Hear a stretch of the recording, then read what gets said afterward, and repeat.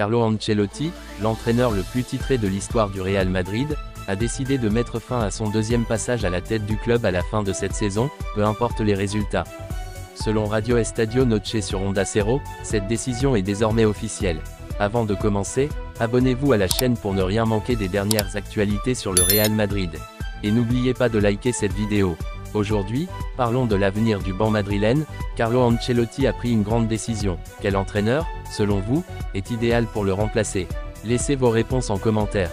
Malgré le renouvellement de son contrat en décembre 2023, Ancelotti a estimé que c'était le moment idéal pour clôturer son chapitre avec le club merengue. Pendant son deuxième mandat, il a enrichi le palmarès du club avec 2 Ligas, 2 Ligues des Champions, un Coupe du Roi, plusieurs Supercoupes et une Coupe du Monde des clubs, consolidant son statut de légende au Santiago Bernabéu. Cependant, Ancelotti ne compte pas prendre sa retraite. Bien qu'il écarte l'option de diriger l'équipe nationale brésilienne, il envisage un futur dans un autre pays.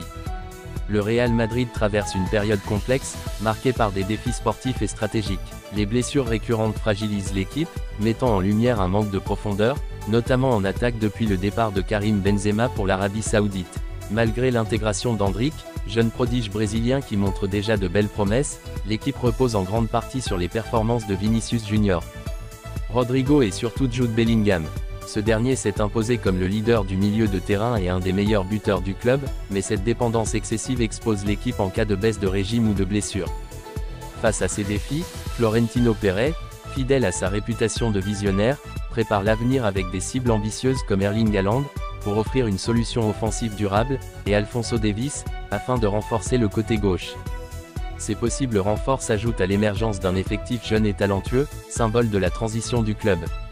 En parallèle, Pérez capitalise sur le nouveau Santiago Bernabéu, un stade ultramoderne qui devient un moteur économique essentiel pour rivaliser avec la puissance financière des clubs anglais.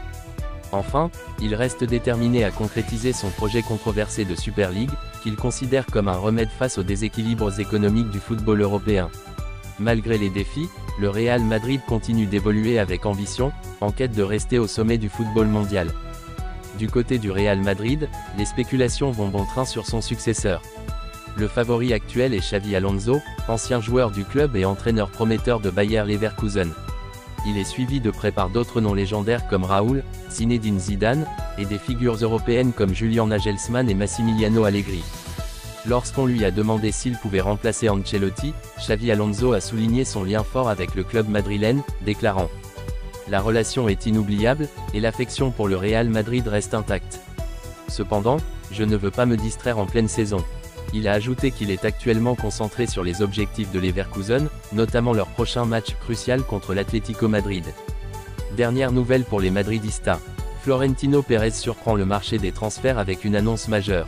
Découvrez également contre qui le Real Madrid jouera en quart de finale de la Copa del Rey, et les déclarations piquantes de Dani Ceballos envers Diego Simeone. Quelques heures après avoir repris la tête du championnat espagnol grâce à une victoire contre Las Palmas, le Real Madrid s'est remis au travail ce lundi matin sous la pluie à Valdebebas.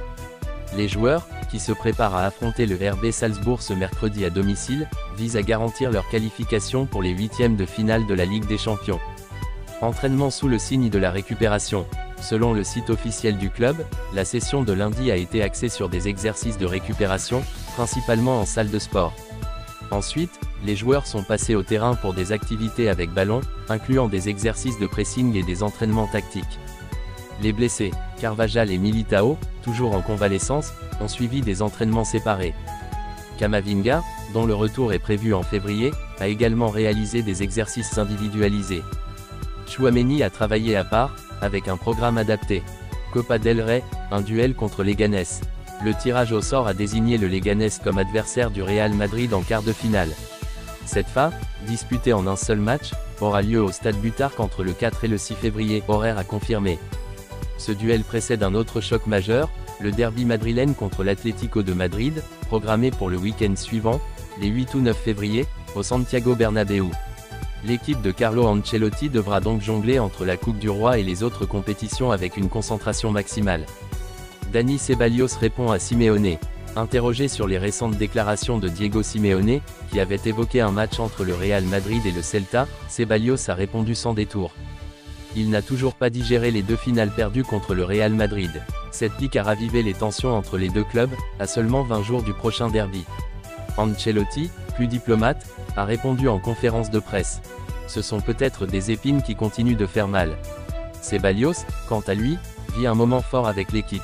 J'ai beaucoup travaillé, attendu mon opportunité, et je continuerai à me donner à fond. Florentino Pérez prépare des renforts.